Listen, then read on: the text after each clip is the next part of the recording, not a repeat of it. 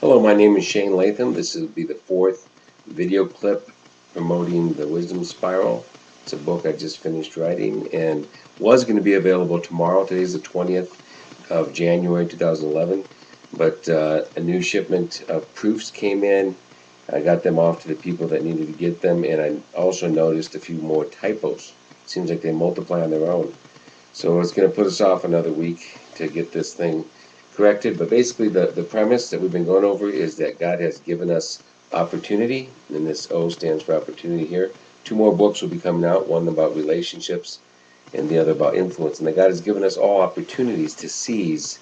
So in those opportunities, whether they're tragic or whether they're pleasant, opportunities that come to us daily have relationships, which are the gold of the planet, and how we're supposed to invest in people, doing right with every opportunity, loving mercy with our relationships. And then we acquire influence, which we are intended to walk humbly in that.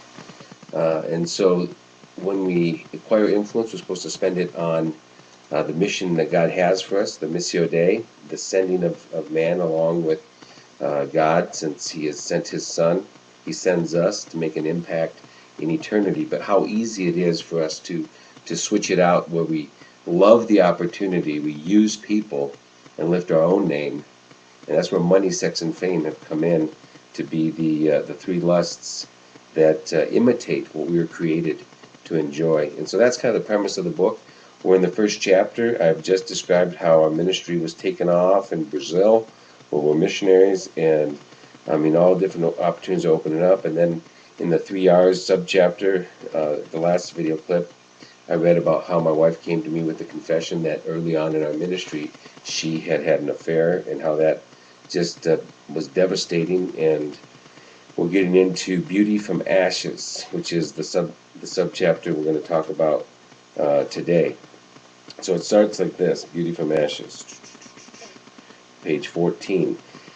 He will give a crown of beauty for ashes, a joyous blessing instead of mourning, festive praise instead of despair. In their righteousness they will be like great oaks that the Lord has planted for His own glory. Isaiah 61:3. You would have to have known Erin with her constant joyful demeanor, her generous spirit, to understand how impossible it was for those who knew her to absorb the reality of her confession. We were spontaneous. We traveled the world together. We religiously held to a weekly date night as well as a separate weekly family day. We read books together and shared dreams, and somehow we still grew apart, separated by the valley of the secret. Was all that I had invested my life in a lie? When our spiral of influence was always growing, I literally woke up every morning saying, "God, thank you for my life."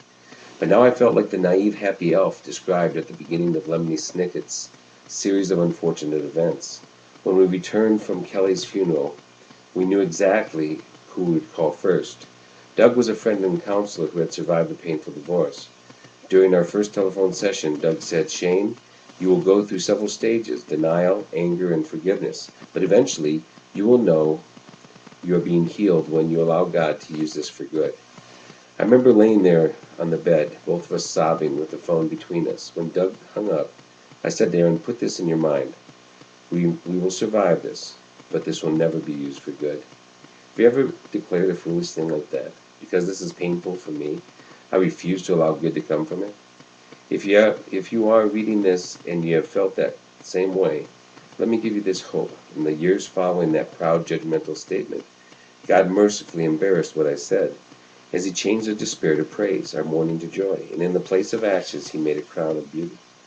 My first inclination was to forgive and protect Erin, although I have to admit it's hard to separate the noble side of my feelings from my fear of losing all we had worked for and the shame of becoming the new and hottest gossip around our missionary circles. Some missionaries receive their funds from a denomination, while others raise their finances directly from churches and individuals, which support them through a missions organization. Ours was the second scenario, and even with the time lapse of 6 years in Erin's voluntary confession, I had no doubt that coming out with this story, restoration or not, it would spell the death of our dreams and lead to life-changing repercussions. Looking back, I'm sure we could have handled some things a lot better. Yet I remember as I cried out to God for wisdom, a general roadmap of next steps began to appear in my mind. Both of us knew we wouldn't be able to live with a secret that may one day become a scandal. We also knew that a confession like this would certainly get us fired and unleash an avalanche of judgment from many of the circles in which we had traveled. The weight of depression that hovered over me the following months was like an impenetrable blanket of sorrow. There was also Erin's newfound joy in the freedom to wake up each day with her, without her crushing secret. I constantly battled with the cycle of pulling her back into sadness through my accusing questions, only to offer time and time again my full support and forgiveness. This became a method of controlling her joy, which I had to repent from and grow out of, as I painfully learned the nature of real forgiveness. The roadmap that came to me was a series of relationships with whom we would open up our situation as we began by focusing on our own rescue. Although we were members of a mission organization, there was no doubt in my mind that the chain of command under which we served began with our home church in Montana and then our host church in Brazil. From there, we could receive valuable counsel on what to do next. When we spoke to Curtis Crow, the pastor of our sending church in Montana, his graceful response was a life-saving medicine poured over us when we needed it most. My own judgmental attitude towards others who had seen the public testimony crumble haunted me when both our home church and our Brazilian church responded with such hope in our restoration. The day I told Tercio, our Brazilian partner, the pastor of the church we were with on the retreat, when this came out, I was trying to give back all the responsibilities his church had offered me. I said, "I think my life as a missionary is over." "On the contrary," said Tercio, you'll have to heal and allow God to restore you. But now that your wife has had the courage to tell you this, and you've had the authenticity to bring it into the open, I'm sure God will use you more through this than you can imagine. Tercio went on to say, "I already had respect for you. Now I really want you on our team because God refuses to use perfect people. Instead, He chooses those who have integrity." Over the next year, Erin and I walked through 7 months of Celebrate Recovery, a 12-step process that allowed us to reevaluate our life's trajectory and discover some very important truths about ourselves, along with other leaders we work with. I was eventually able to move from blaming God for not protecting my marriage while I was serving Him to thanking God for the new day He was opening up before us. 5 months after Erin's courageous confession, we sat broken at a spiritual retreat offered by Tazdu's church. My purpose for being there was to find escape from my depression and discover how to truly forgive Erin. God had deeper plans for me. During that weekend of reflection, I clearly sensed God impressing on me, "Shane, you didn't come here to learn how to forgive. I brought you here to remember how much you have been forgiven." My mind was flooded with the memories of childhood rebellion and my initiation with drugs and prostitutes by the age of 12. In the following years, I saw myself stealing from my parents and burglarizing the house to pay for my drug habit. I remembered when I was 15 stumbling into my home after sneaking out to get high. As I quietly moved towards my bedroom, I heard the sound of my parents' voices coming from their room. Afraid that they had heard me come in, I leaned my ear against their door and heard them pleading to God for my life. They were oblivious to my listening, as well as to the things I was involved with, but somehow they knew there was a battle being fought for my soul. I remember my facade of respectable pastor's kid dissolving before my 16th birthday when I was caught with a quarter-kilo of pot. During that retreat in 2008, God reminded me painfully of my own adulterous relationship as a teen, when a scoundrel posing as a deacon set me up with his wife. Later, at age 18, when I returned to Brazil for Christmas break, the couple came looking for me to invite me to spend the night with them. The next morning, they told me they were trying to have a child, and that this had been their plan to trick me into being the father. For years, I had lived in the fear that their child, which I received word was born later that year, may have been mine. In short, my own life was a plastered-over mess, which now began to show signs of unresolved cracks in its foundation. Although I had arrived at our 16th year of marriage without breaking my vows of faithfulness to Erin, I carried the shame of having followed the white rabbit down the internet hole of pornography several times, only to repent and then eventually struggle again. God was answering my 3 hours prayer as He revealed everything that needed to change in our lives. The honesty of Aaron's confession ignited a wave of authenticity, which swept through the 3 churches we had planted and cleared the path for our own restoration. At that retreat, this phrase came to me: an open story of restoration is a more powerful tool of redemption than a hidden grace. So we held hands and prayed, fired up the video camera, then uploaded our story to YouTube and Facebook, knowing that many people who knew us as the perfect missionary couple would be disappointed. Our mission organization treated us very gracefully, although their policies required our termination. We remain close friends with many of those people today, and we network with them whenever possible.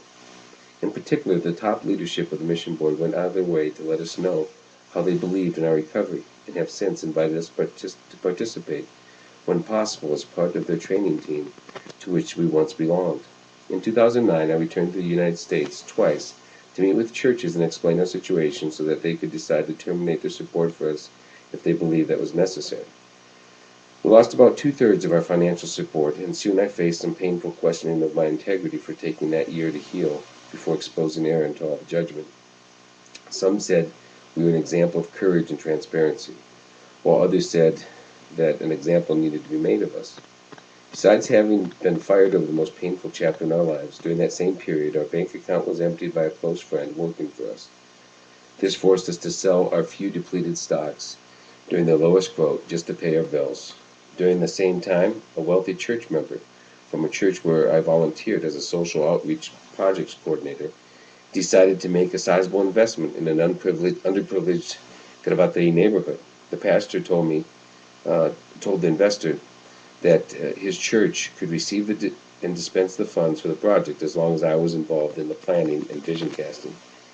As if it were a screenplay for my demise, a local pastor politician, whom I had always considered a friend, initiated a slander campaign against me once he discovered he would have to be accountable to me for finances of that project. I remember sitting silently across the table from the man who had recently addressed a crowd at our 10-year celebration with nonstop flattery about us, only this time he was articulating carefully constructed distortions about my character. I had to ask God, when will this humiliation stop? After about 6 months of waiting for that answer, while learning to trust God with my reputation and to refrain from trying to take things into my own hands, my accuser was fired for the very things he implied I was capable of doing. During that year, I fell asleep almost every night soaking my pillow in tears. If I'm qualified to write this book, it's not because of any amazing accomplishments.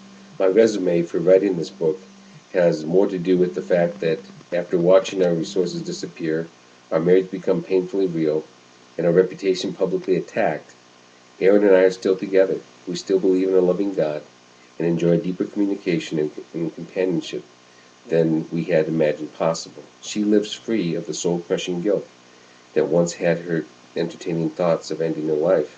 And I'd like to believe I'm closer to becoming a 3 R's man, although I'm still very much in the process. The next subchapter is called The Formula for Good or for Bad, and we are reading then the chapter 1 of the Wisdom Spiral. If you want more information, check out the Wisdom Spiral book Facebook page, and we'll talk to you soon. God bless.